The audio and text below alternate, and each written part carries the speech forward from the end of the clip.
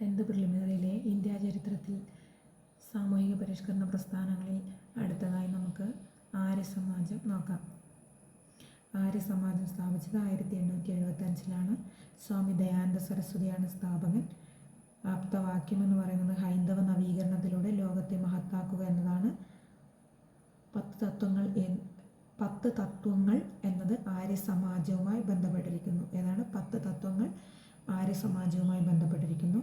ഹിന്ദുമതത്തിലെ Calvin എന്നാണ് ദയാനന്ദ സരസ്വതി അറിയപ്പെടുന്നത്. ഇന്ത്യക്കാർക്ക് എന്ന മുദ്രാവാക്യം ആദ്യമായി ഉയർത്തിയ വ്യക്തിയാണ്. ഇന്ത്യയുടെ പിതാമഹൻ എന്നറിയപ്പെടുന്നു. വേദങ്ങളിലേക്ക് മടങ്ങുക എന്ന ആഹ്വാനം ചെയ്ത വ്യക്തിയാണ്. ആര്യന്മാരുടെ ആഗമനം ടിബറ്റിൽ നിന്നാണ് എന്ന് അഭിപ്രായപ്പെട്ടിട്ടുണ്ട്. സ്വരാജ്യ, സ്വഭാഷ, സ്വധർമ്മ എന്നീ വാക്കുകൾ ആദ്യമായി ഉപയോഗിച്ച വ്യക്തിയാണ് ആര്?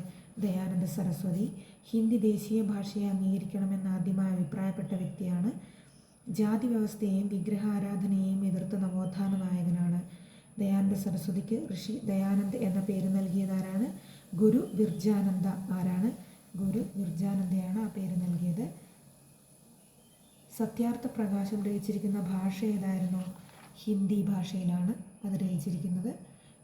പിന്നീട് ഈ സംഘടന എതിർത്തിരുന്ന പ്രധാന ചിന്താഗതികൾ ഏതൊക്കെയായിരുന്നു? വിഗ്രഹാരാധന, ശൈശവ വിവാഹം. അത് SCRT പോയിന്റാണ്, ഓർത്തു വയ്ക്കണം.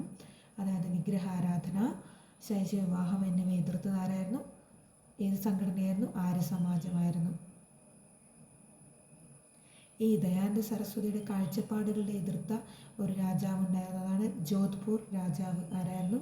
ജോധ്പൂർ രാജാവ്. ദയാനന്ദ സരസ്വതിയുടെ ശിഷ്യനായ സ്വാതന്ത്ര്യസമര സേനാനി ആരായിരുന്നു? ലാലാ ലജ്പത് റോയ്.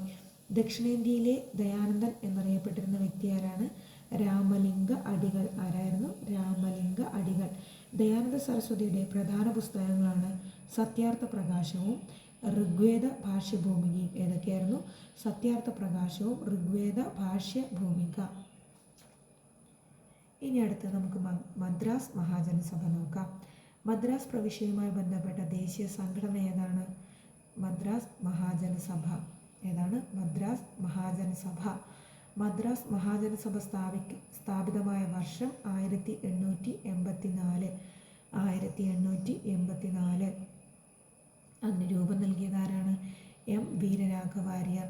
ആരായിരുന്നു? M. വീരരാഘവാര്യ. അടുത്തതായി മദ്രാസ് മഹാജനസഭയുടെ ആദ്യ സമ്മേളനം നടന്നത് 1884 ഡിസംബർ 29 മുതൽ 1885 ജനുവരി 2 വരെ ആയിരുന്നു. മദ്രാസ് മഹാജനസഭയുടെ ആദ്യത്തെ പ്രസിഡന്റാണ് P. രംഗയ്യ നായിഡു. ആരാണ്? P. രംഗയ്യ നായിഡു. ഇനി നമുക്ക് രാമകൃഷ്ണ മിഷൻ നോക്കാം. രാമകൃഷ്ണ മിഷൻ സ്ഥാപിതമായ വർഷം 1897.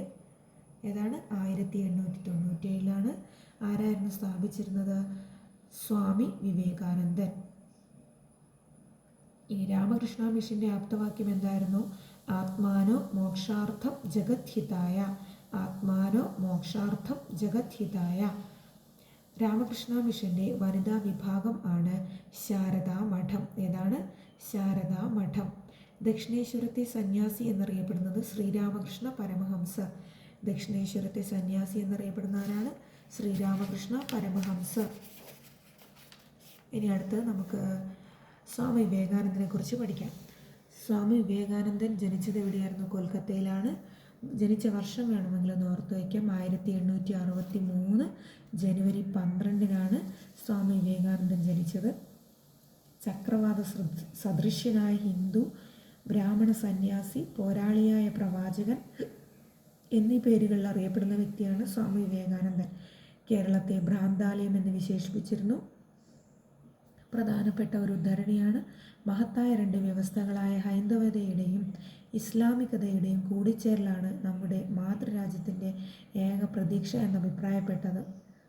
എന്തായിരുന്നു അദ്ദേഹത്തിൻ്റെ പ്രധാനപ്പെട്ട ഉദ്ധരണി? മഹത്തായ 2 വ്യവസ്ഥകളായ ഹൈന്ദവതയുടെയും ഇസ്ലാമികതയുടെയും കൂടിച്ചേരലാണ് നമ്മുടെ മാതൃരാജ്യത്തിൻ്റെ ഏക പ്രതീക്ഷ.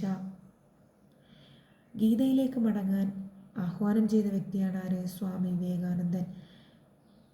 ഗോ ബാക്ക് ടു ഗീത എന്നാണ് അദ്ദേഹം പറഞ്ഞത്. വിവേകാനന്ദനെ the paragon of Vedantist missionaries എന്ന് വിശേഷിപ്പിച്ചതാരായിരുന്നു? William James. ആരായിരുന്നു? William James. വിവേകാനന്ദനും ശ്രീരാമകൃഷ്ണ പരമഹംസനും തമ്മിൽ കണ്ടുമുട്ടിയ വർഷമാണ് 1881.